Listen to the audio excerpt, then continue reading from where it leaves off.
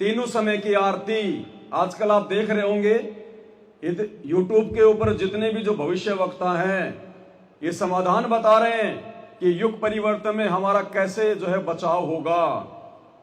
वो भविष्य मल्लिका की भविष्यवाणियां बता रहे हैं कि जो व्यक्ति त्रिकाल संध्या करता है, त्रिकाल संध्या यानी 3 समय की आरती जो व्यक्ति जो करेगा उसका बचाव होगा।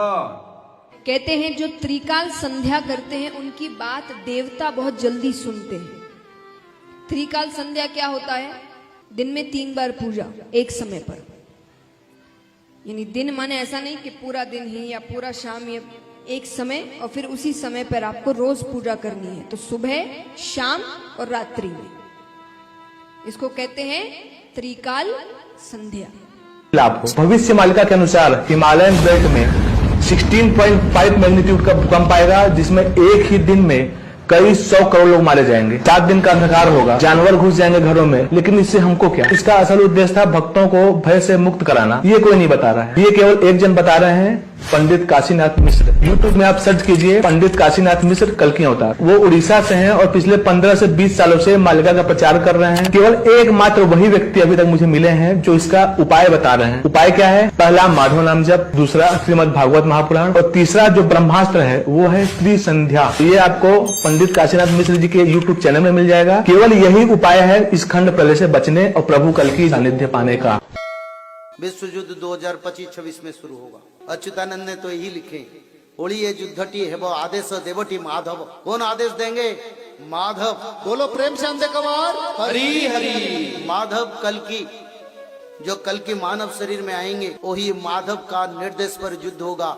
और प्रभु ने युद्ध को रोक के रखे क्योंकि भक्तों का उद्धार नहीं हुआ है। भक्तों का उद्धार नहीं हुआ है, इसी कारण युद्ध देरी हो रहा है, यानी देर हो रहा है। उसी से पहले प्रिपरेशन हो जाओ। अरे भगवान तो चाहते हैं सबको उद्धार करने के लिए। भगवान तो कोई जाति धर्म वर्ण देखते नहीं।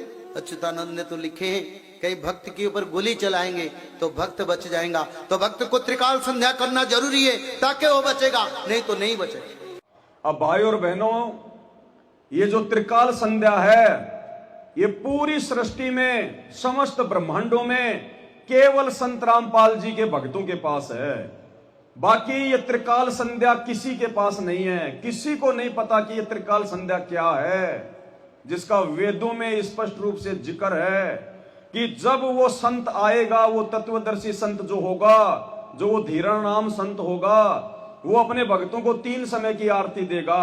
लेकिन वो 3 समय की आरती क्या है, क्या उसमें वाणियां हैं, क्या उसमें चौपाइयां हैं, ये इस सृष्टि में संत रामपाल जी के अलावा किसी को नहीं पता। और हम संत रामपाल जी के भगत, इस पूर्ण परमात्मा के भगत, ये त्रिकाल संध्या वर्षों से करते आ रहे हैं, वर्षों से करते आ रहे हैं। तो बाढ़ भी बाका नहीं होगा जो अपने गुरु को भगवान मानकर और पूर्णतया मर्यादा में रहकर।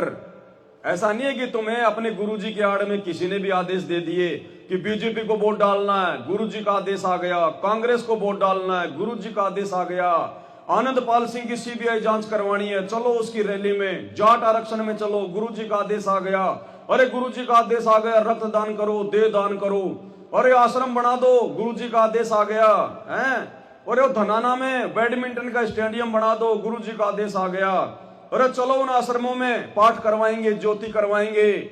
उनकी कोई टट्टू रक्षा नहीं होगी, बेमौत मरेंगे, अकाल मौत मरेंगे।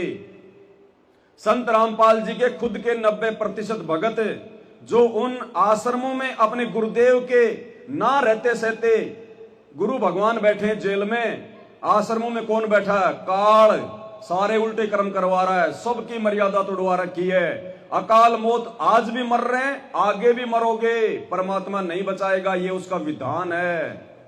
ये बचाव केवल साथ संगति से जुड़े हुए भाई बहनों का होगा जो पूर्णतया मर्यादा में रहकर अपने गुरु को भगवान मानकर उन्हीं के प्रति समर्पित रहकर जो दृढ़ता के साथ में भक्ति पर लगे रहेंगे। अन्यथा बचाव नहीं होगा, या फिर उन लोगों का बचाव होगा जिनके पिछले संस्कार मजबूत हैं, वो चाहे भगत हो चाहे जगत हो, या उनका बचाव होगा। अन्यथा भाई सब जाएंगे।